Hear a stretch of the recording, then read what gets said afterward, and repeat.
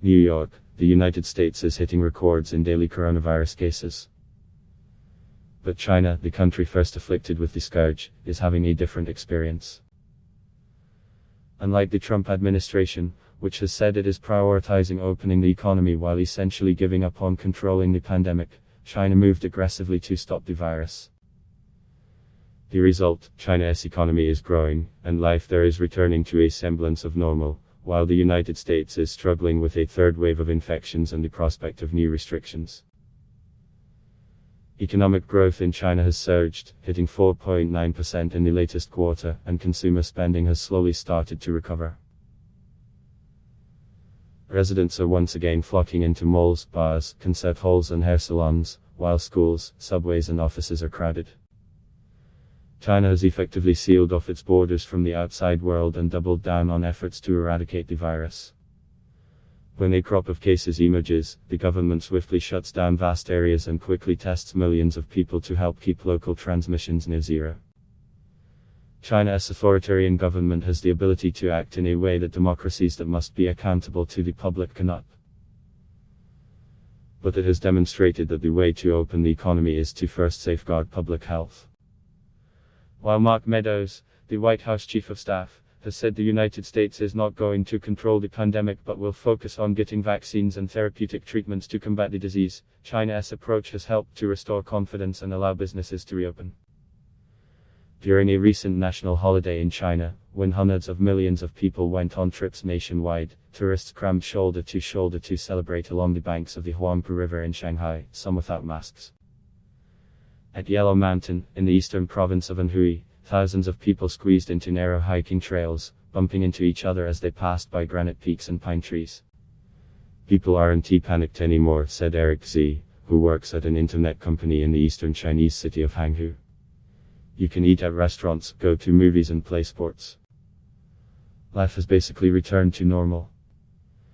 As with much in the COVID era, the normalcy comes with an asterisk. Xi said he rarely goes on work trips anymore, instead speaking with clients by video. He said people had largely grown accustomed to wearing masks on subways and buses, even though Hangzhou has not had a coronavirus case in months. It has become a habit, he said. It is just part of life. People accept it. China's success would have seemed improbable when the virus emerged in the central city of Wuhan late last year. The Chinese government was denounced for trying to initially cover up the virus and to silence those who tried to warn about the outbreak. The decision to lock down Wuhan, a city of 11 million, for 76 days was widely criticized as inhumane and damaging to the livelihoods of ordinary families. For months, President Donald Trump has been one of Beijing's fiercest opponents. He has railed against the China virus on Twitter and has made attacks on the Chinese Communist Party a centerpiece of his campaign. But China now represents the extreme, communist version of a highly managed, scientifically backed approach that has worked in South Korea, Japan, New Zealand, Taiwan and other democracies. To varying degrees, they are emphasizing the collective good over personal freedoms, a formula that has allowed them to keep cases relatively low. In these places, people take heed when officials mandate masks and impose social distancing restrictions, even if sometimes begrudgingly. They put up with mandatory quarantines and invasive government tracking efforts. They support closing the borders and limiting entry, in most cases, to residents only. By contrast, the pandemic has become highly politicized in the United States, where there have been more than 9 million cases and deaths. Wearing masks has become a divisive issue, and many Americans have resisted government limits on their movements. As with much in China, the government leaves little room for dissent or debate over its authoritarian approach to combating the virus, and the population is forced to acquiesce to the party's demands. Yet many people in China say they are relieved that the pandemic seems to be under control, especially as the United States and countries in Europe confront a crush of new cases. People don't feel the restrictions are too severe, said Vivian Gao, 26, who works at a cultural tourism company in Shanghai. The results are good.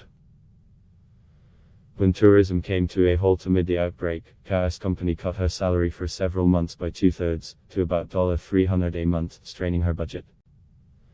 Now she says the firm's employees have all returned to the office, and customers are once again lining up to shop and dine.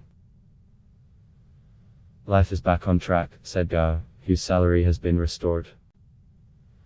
Gao said she believed China's top-down model was better equipped to handle the pandemic than the US political system, which she said placed too much emphasis on individual freedom.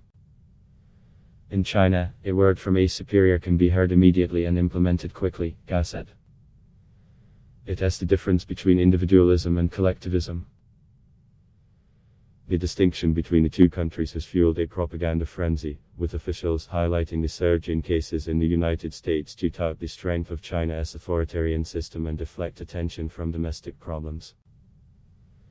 The Chinese Foreign Ministry has said the pandemic has torn the emperor's new clothes off American democracy. A recent commentary in Global Times, a brash tabloid controlled by the party, called the situation in the United States a huge human rights tragedy, echoing language that American politicians often use against China. The failure of many Western countries to contain the pandemic has helped Chinese President Xi Jinping bolster his party, which came under attack for its early missteps in handling the crisis. The messages: look at the way the United States and Europe are dealing with a simple matter of life and death, and look at how your government under the Communist Party and Xi Jinping have dealt with the exact same issue, said Steve Tsang, director of the China Institute at the School of Oriental and African Studies in London. Tsang said the party's success in handling the pandemic would strengthen Xi's grip on power, especially if the Chinese economy continues to outperform other countries.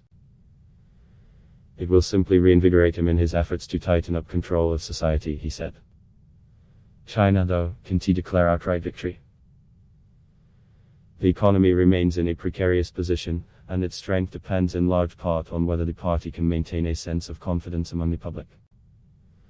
With a vaccine still many months away, business owners worry the virus could resurface and once again bring life in China to a standstill. Jane Xiao, president of Lumiri Pavilions, a Chinese movie theater chain, said sales had largely recovered since last year because customers believe they can be safe in public. The widespread use of apps in China that verify people's health has helped reduce fears about the virus, she said. Even so, Xiao said there was a long way to go and that she was worried about the possibility of scattered outbreaks.